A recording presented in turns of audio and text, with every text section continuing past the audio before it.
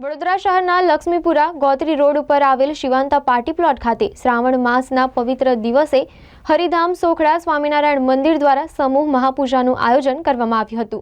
પવિત્ર શ્રાવણ માસના મંગલકારી દિવસોમાં ભગવાન શ્રી સ્વામિનારાયણ અને બ્રહ્મ સ્વરૂપ પરમ પૂજ્ય હરિપ્રસાદ સ્વામી મહારાજના આશીર્વાદથી હરિધામ સોખડાના પ્રગટ ગુરુ હરિ પરમ પૂજ્ય પ્રેમ સ્વરૂપ સ્વામીજીની પ્રેરણાથી ભગવદીય સંત વૈર પૂજ્ય ત્યાગ વલ્લભ સ્વામીજી તેમજ પવિત્ર સંતોના સાનિધ્યમાં તન મન અને વાતાવરણની શુદ્ધિ થાય તેવા હેતુથી સમૂહ મહાપૂજાનું આયોજન કરવામાં આવ્યું હતું। જેમાં મહાપૂજામાં અકોટા વિધાનસભાના ધારાસભ્ય ચૈતન્ય દેસાઈ સહિત મોટી સંખ્યામાં હરિભક્તો ભાગ લઈ ધન્યતા અનુભવ્યા હતા। જ્યારે આ મહાપૂજા બાદ મહાપ્રસાદીનું આયોજન કરાયું હતું। સજાન સ્વામી મહારાજની જય, હરિપ્રસાદ સ્વામી મહારાજની જય, પ્રેમ સ્વરૂપ સ્વામી મહારાજની જય જય જય।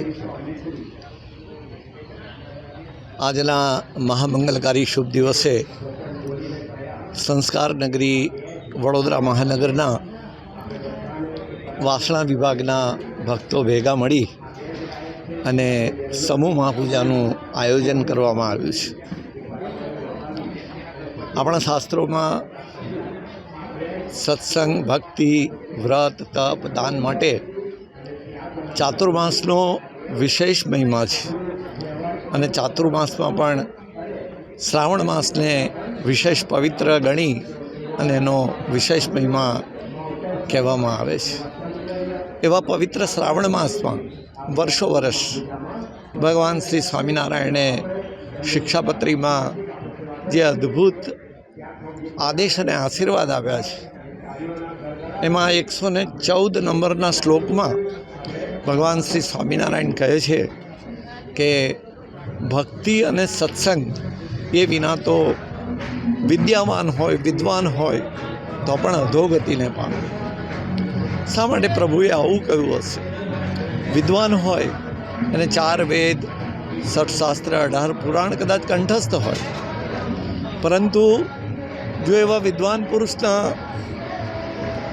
જીવનમાં ભક્તિ અને સત્સંગ આત્મસાત ના થયા હોય તો એને અધોગતિના માર્ગે ચાલે છે એવું કહેવામાં આવ્યું। આ જ વાત બીજી રીતે શ્રીમદ ભાગવતમાં શ્રી કૃષ્ણ પરમાત્મા પણ ઉદ્ધવજીના વિશે કહે છે કે સત્સંગથી મુમુક્ષુના જીવનમાં વિવેક આવે છે, વિવેક કહેતા એવી સમજણ આવે છે અને એ સમજણના કારણે એ ભક્તિના માર્ગે ચાલી શકે છે। તો સત્સંગથી એવી શુદ્ધ સમજણ આવે છે કે આ ધરતી પર ભગવાન મને શું કરવા માટે લઈ આવ્યા છે અને હું શું કરી રહ્યો છું। જ્યાં સુધી આ વિવેક નથી આવતો ત્યાં સુધી વિષય પાછળની આંધળી દોટના કારણે મોંઘા મૂલો આ મનુષ્યનો દેહ, મોંઘા મૂલો આ મનુષ્યનું જીવન એને સાર્થક નથી કરી શકાતું। તો એવી જ રીતે ભક્તિ પણ ગુરુ હરિપ્રસાદ સ્વામીજી મહારાજ હંમેશા કહેતા કે ભક્તિ જ એક એવી વસ્તુ છે કે જે વ્યક્તિને હું કાંઈ નથી તારે લઈને હું પરમાત્માના શ્રીચરણોમાં એ બેસે છે તો એનો અહંકાર ધીમે ધીમે કરતાં ઓગળતો જાય છે। કહેતા એ ભક્તિ સિવાય આપણો અહંકાર ઓગળી શકતો નથી। હું જાણું છું, હું સાચો છું, હું સારો છું, હું સમજું છું, આ જે વાત છે એને હરીફાઈમાં નિરંતર દોડતો રાખે છે। બીજાને પાછળ રાખી દેવાની જે ભાવના એ અહંકારને પુષ્ટ કરે છે અને એના કારણે આપણે જોઈએ છીએ કે વ્યક્તિ પોતાની જાત સાથે પણ આત્મીય નથી બની શકતો, વ્યક્તિ પોતાના પરિવાર સાથે પણ આત્મીય નથી બની શકતો, વ્યક્તિ સમાજ સાથે કે અંતતઃગત્વા વિશ્વ કે પ્રકૃતિ માતા સાથે પણ એ આત્મીય નથી બની શકતો। એના કારણે આજે અત્ર તત્ર સર્વત્ર તમામ પ્રકારના પ્રશ્નો અને પ્રશ્નો છે। એ પ્રશ્નોનું સમાધાન આપણા શાસ્ત્રોએ, આપણા અર્થદ્રષ્ટા પુરુષોએ આવા ભક્તિમય આયોજનો દ્વારા આપણને આપ્યું છે કે જ્યાં આવા પવિત્ર શ્રાવણ માસ ચાતુર્માસમાં બધા મુમુક્ષુઓ, બધા ભક્તો ભેગા મળી અને સમૂહમાં ભગવાનની આર્તનાદભરા હૃદયે પ્રાર્થના પણ કરે અને પૂજા પણ કરે। ત્યારે આવી પૂજા શ્રદ્ધાપૂર્ણ હૃદયથી કરે તો એ પૂજા કરનારના મનોરથોને પૂર્ણ કરે છે, કારણ કે એને સાત્વિક ભાવે પવિત્ર હૃદયથી એ પ્રાર્થના કરેલી હોય છે।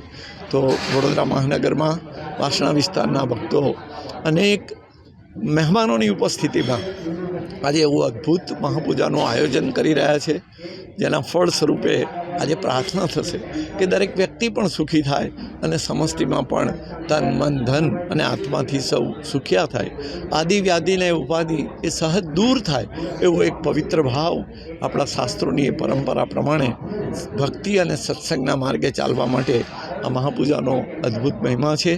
અને એ વર્ષો વર્ષ વડોદરા મહાનગરના જુદા જુદા વિસ્તારમાં આવેલા સત્સંગ મંડળના સૌ ભક્તો ગુરુહરિ હરિપ્રસાદ સ્વામીજી મહારાજ તથા પ્રગટ ગુરુ હરિ પરમ પૂજ્ય પ્રેમ સ્વરૂપ સ્વામીજી મહારાજની આજ્ઞા અને આશીર્વાદથી આવું અદ્ભુત આયોજન કરે છે.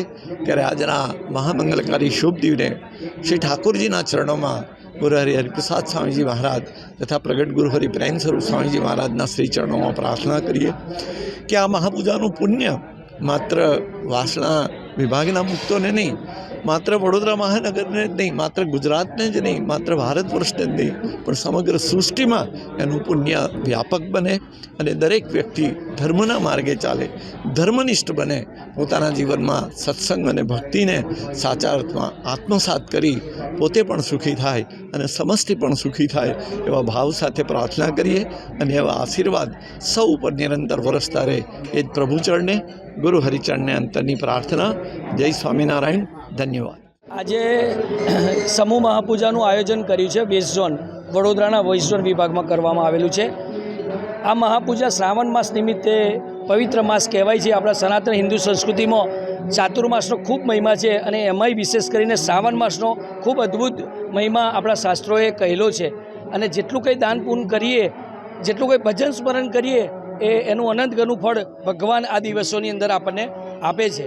તો આજે વડોદરા સંસ્કારી નગરીના આંગણે હરિધામ સુખડા યોગી ડિવાઇન સોસાયટીના વડીલ સંતવર્યો પૂજ્ય ત્યાગવલ્લભ સ્વામીજી, પૂજ્ય પ્રાદેશિક સંત પૂજ્ય પ્રાણેશ સ્વામીજી, સર્વે વડીલ સંતોની ઉપસ્થિતિમાં અને વડોદરાના આગેવાની સામાજિક આગેવાનોની ઉપસ્થિતિની અંદર ધારાસભ્યશ્રી, સામાજિક કાર્યકરો, જ્વેલર્સો, ઉદ્યોગપતિઓ બધાની ઉપસ્થિતિની અંદર 212 યજમાનો જે શિક્ષાપત્રી ભગવાન સ્વામિનારાયણે વર્ષો પહેલાં લખી એ 212 શ્લોકના પ્રમાણે દ્વિશતાબ્દી મહોત્સવ જ્યારે ઉજવવાનો તક આવી રહી છે, એ 212 શ્લોક પ્રમાણે 212 યજમાનો આજે મહાપૂજાની અંદર લાભ રહી રહ્યા છે. આ મહાપૂજા કરવાનો ઉદ્દેશ એક જ છે અમારા બધાનો કે જેમ તનની વાતાવરણની શુદ્ધિ માટે સરકાર શ્રી નરેન્દ્રભાઈ મોદી સાહેબ આજે આલેખ કરે છે વૃક્ષ વાવો વરસાદ લાવો, તો એ વાતાવરણની શુદ્ધિ માટે એ જરૂરી છે. એમ તનની શુદ્ધિ માટે પણ આવી મહાપૂજા, મનની શુદ્ધિ માટે આવી મહાપૂજા, ભજન સ્મરણ કરવાથી મનનું એકાગ્ર થાય, મન પવિત્ર બને, મન પ્રભુ વાસિત બને અને એવા કોઈક ઉદ્દેશથી સામાજિક કામ બી થાય અને ધરે ધરે ધર્મનું પણ કાર્ય થાય. એટલે અમે પ્રભુ ભક્તિ, ગુરુ ભક્તિ અને રાષ્ટ્રભક્તિનો સમન્વય કરી અને આ સમૂહ મહાપૂજાનું આયોજન કર્યું છે. બધા જ ભક્તોએ વેસ્ટ ઝોનના અકોટા, ગોરવા, ગોત્રી, સુભાનપુરા, વાસના રોડના બધા જ ભાવિક ભક્તોએ અને સામાજિક વડીલોએ હાજરી આપીને આ સમૂહ મહાપૂજાને અંદર ખૂબ જ મહત્ત્વનો ફાળો આપેલો છે. સૌને અમે દર્શક મિત્રોને પ્રાર્થના કરીએ છીએ કે આવી કોઈક મહાપૂજા થાય, જ્યારે પણ થાય, જ્યાં પણ થાય ત્યાં અચૂક તમે પણ પધારો અને આ દિવ્ય મહાપૂજાનો, આ દિવ્ય સ્પર્શનો, આ દિવ્ય આત્મીય સ્પર્શનો અનુભવ આપણે જીવનમાં કરી અને આપણું જીવન બી તનથી, મનથી, ધનથી અને આત્માથી સુખી થાય એવી અમે ભગવાન અને સ્વામિનારાયણ અને સૌ ગુરુ હરિ પ્રેમ સ્વરૂપ સ્વામી મહારાજના ચરણોમાં પ્રાર્થના કરીએ છીએ. અસ્તુ. જય સ્વામિનારાયણ. વંદે માતરમ.